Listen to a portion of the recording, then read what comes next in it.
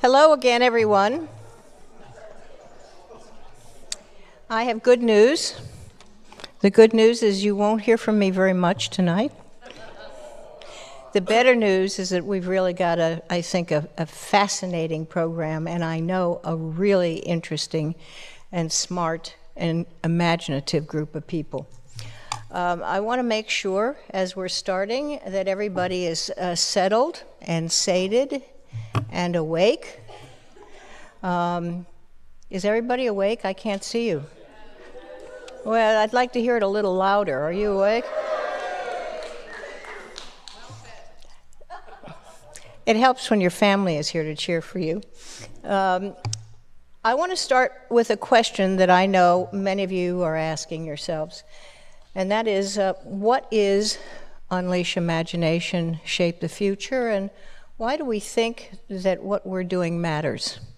What has Arthur C. Clarke got to do with it? He's no longer among us physically. Of course, his ideas are. Well, let me start with this last question. One of my fondest images of Sir Arthur is of him as a 10-year-old sitting in rural England with his first telescope that he made from cardboard and 2 glass lenses that he got just strong enough that he could get a clearer view of the moon. By the way, I wasn't there, so this is not a personal image, but I have it is reported. Excuse me, Google has just interrupted here. He spent hours trying to map the moon through this very primitive telescope. And we have a number of people here who know what real telescopes did, but he could only imagine. He spent hours in his imagination at an early age with incredible curiosity and a thirst for information. A desire ultimately to conquer mathematics and physics. And this drove him to define at a young age the geostationary satellite orbit, define the possibility of global communications, and strive to popularize science and the quest for space exploration for the next generations.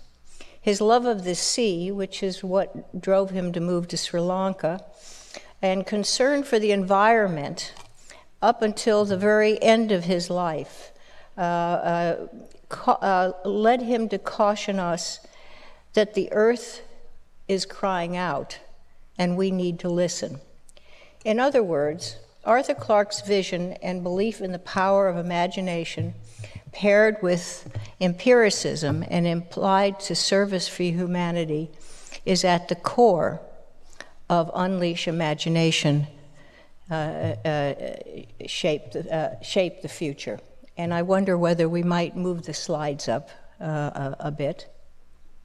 Thank you. Please go. Keep going. Okay, that's good. So last year, for those who were involved with Unleash Imagination, Shape the Future, which we launched on what would have been his centenary, you know that we have 3 parts to it. One of is our Young Leaders program, and this year, as part of that, we launched, as you saw in the video during the reception, Clarke Changemakers. This is aimed at young people who are gaining their expertise in the STEAM areas, and we add the this, and learning to power them with imagination and apply them to the benefit of others. We are going to continue to develop this particular program.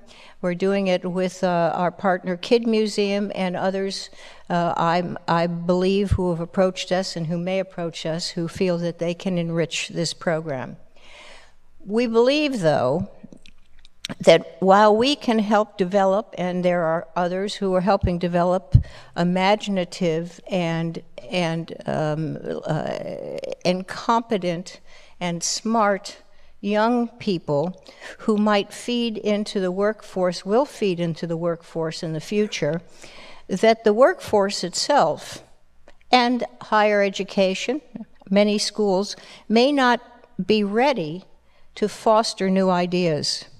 They are risky, they are sometimes expensive, they are time-consuming, and we have become not just American culture, but culture in so many places in the world, a very goal efficiency-focused culture that does not foster imaginative thinking, new and fresh ideas and approaches for what are some very major looming challenges.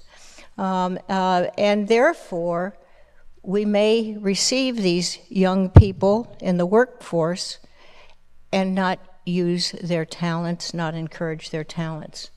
So Clarke Conversations on Imagination, which we will be holding the first two next year in the first half of the year, will focus on an audience, and we're hoping a larger and larger platform to spread the word that imagination and all of its cousins, curiosity, creativity, innovation, has power.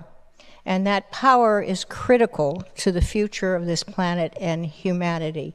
We will have two streams, reimagining our lives on Earth and reimagining our lives and space, which runs in many ways through the themes tonight and will be developed over next year even more so.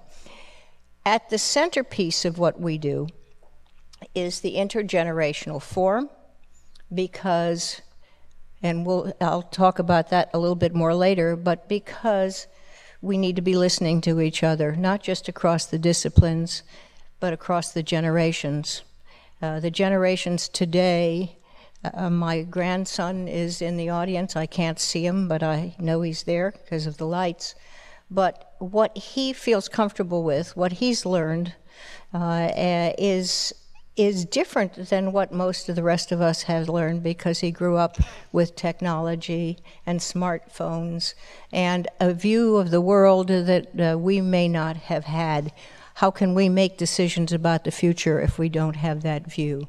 And finally, at the core of what we're doing as well, and we've done this for decades now, and we're very proud of it, is we've recognized the extraordinary people who are solution seekers, who are curious, who are setting us forward in ways that we imagine and we don't imagine, and we have three of them again this evening that we will recognize and celebrate. So with that, if we can change the slide again, I would like to introduce Shaking Hands with the Universe, Reimagining Our Lives and Climate Change. Before I introduce them, I do want to say, please turn off anything that's going to make noises. That doesn't mean you can't take photos, just not with flashes on, please. And I know that this, in a sense, pains Erwin Jacobs, because he is a father of the cell phones and the smartphones. But I don't want to forget to mention that. Okay, so if back to the other slide, please. We like to make sure that people know that Arthur C. Clarke is part of what we do, and that he is with us in spirit. He may have been a visionary of the past, but he is a clarion for the future. With his wisdom and wit, we draw on a number of his insightful quotes through the evening.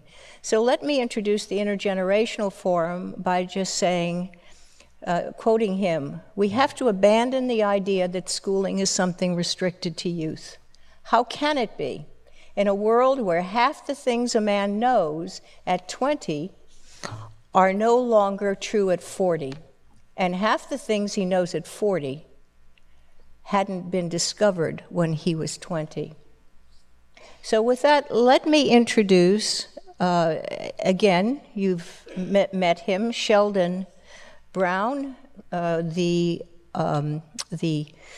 director of the Arthur C. Clarke Center for Human Imagination. He described, and he is, as have I, the different disciplines that the center is in. What I didn't say is that his profession is as an artist, and he is a recipient of the MacArthur Chair for Digital Media. So Sheldon, come on up.